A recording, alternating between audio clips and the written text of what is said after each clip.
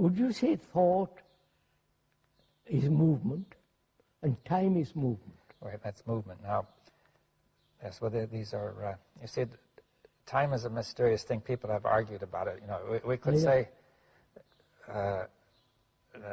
that time requires movement. I could understand that we cannot have time without movement, right?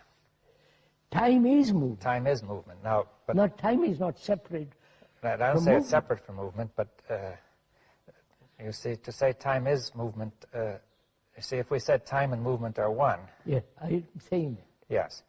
Now, they cannot be separated, right? No. All right, because that seems fairly clear. Now, there's physical movement, which means physical time, right? Yeah, physical time. There's the heartbeat time, and so on. Hot and cold, and also dark and light, the sunset, seasons, yeah. sunrise, all that. Yes. Now, then we have the movement of thought. Now, that brings us into the question of the nature of thought.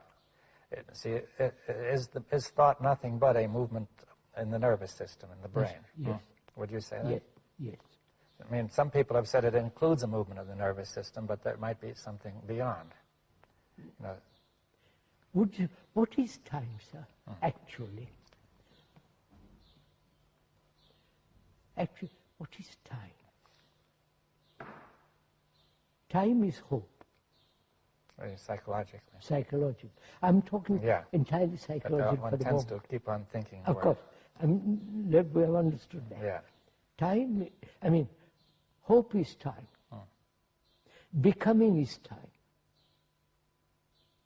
Achieving is time. Now, take the question of becoming.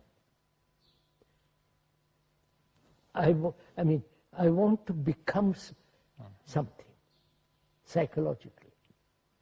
I want to become non-violent.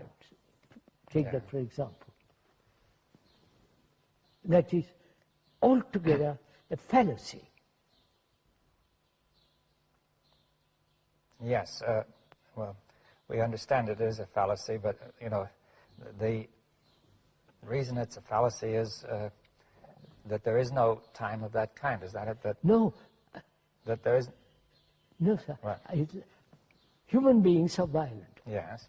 And they've been talking a great deal, Tolstoy in India, of non-violence. The fact is we are violent. Yes, but... And the non-violence is not real. Yeah, but we want to become that. Yeah, but see, it's again an extension of the kind of thought that we have with regard to material things. You say, if you see a desert, the desert is real, and you say the garden is not real, but in your mind is the garden, which will come when you put the water there. Yeah. So we say we can plan for the future when the desert will become fertile, right? That's all right. Now you are saying. Now we have to be careful. We say we are violent, but we cannot, by similar planning, become non-violent. Non-violent. Now, why is that? Why? Because the non-violent state cannot exist while there is violence. Yes, yes. That's an ideal. Yeah. Well, one has to make it more clear, because you see, in the same sense, the fertile state and the desert don't exist together either. But you see, I think that you're saying that in the case of the mind, when you are violent, it has no meaning. That's the only state. That's all there is. Yeah, and not the other. The movement toward the other is illusory. It's illusory. Yes. So all ideals are illusory, psychologically. The ideal of building a marvelous bridge is not illusory. No, you can plan it. Yeah. But to have psychological ideals.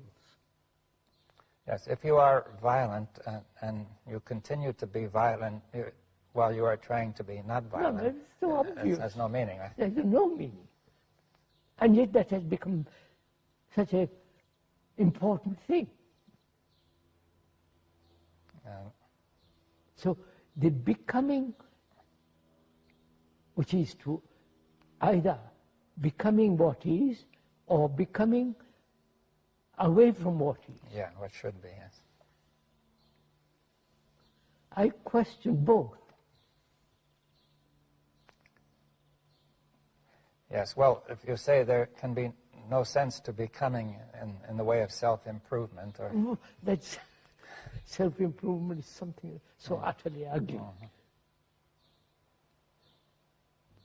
So we are saying, sir, that the source of all this is the movement of thought as time. When once we admit time psychologically, all the other ideals, non-violence, achieving some super state and so on, become utterly illusory.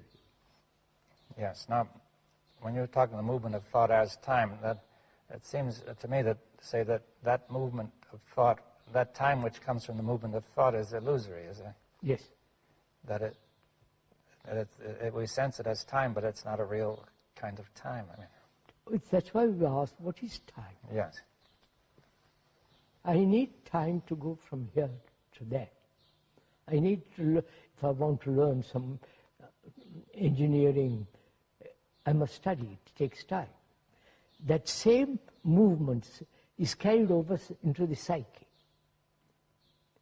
I say, I need time to be good. yes. Now, in order, I need time to be enlightened. yes, that will always create a conflict, right? Yes. From one part of you and another. Oh, yeah. And so that movement in which you say I need time also creates a division in the psyche. That's right. Between, say, the Then thinker, there and is observer, and the observed, right? That's right. We are saying the observer is the observed. Yes, and therefore there's no time, is what it is. That's right. Psychologically. The experiencer, the thinker, is the thought. There is no thinker separate from thought. Yes. All that you're saying, seems very reasonable, but I think that it goes so strongly against the tradition of what we are used to that it would be extraordinarily hard for people to really, generally speaking, to... No, most people, sir, they want a comfortable way of living. Let me carry on as I am, for God's sake, leave me alone. Yeah, but that's the result of so much conflict that, So much conflict. that people are worn out by it, I think. I mean, but in escaping from conflict or not, resolving conflict exists, whether you like it or not. So that's the whole point, is it possible to live a life without conflict? yes, well, that's all implicit in what has been said. That's right. That the source of conflict is thought or knowledge or the past. Right? So then one asks, is it possible to transcend thought? Yes. Now, Or is it possible to end knowledge? I'm putting psychologically, not... yes. Well, we say ordinary knowledge of objects, material objects and things like that, knowledge of science will continue. Absolutely, that must continue. But what you call self-knowledge is what you're asking to end, isn't it? Yes. On the other hand, people have said self-knowledge, or even you have said self-knowledge is very important. Self-knowledge is important, but if I take time to understand myself, that is, I will understand myself eventually by examination, analysis, and so on, watching my whole relationship with others, and so all that involves time. Yeah.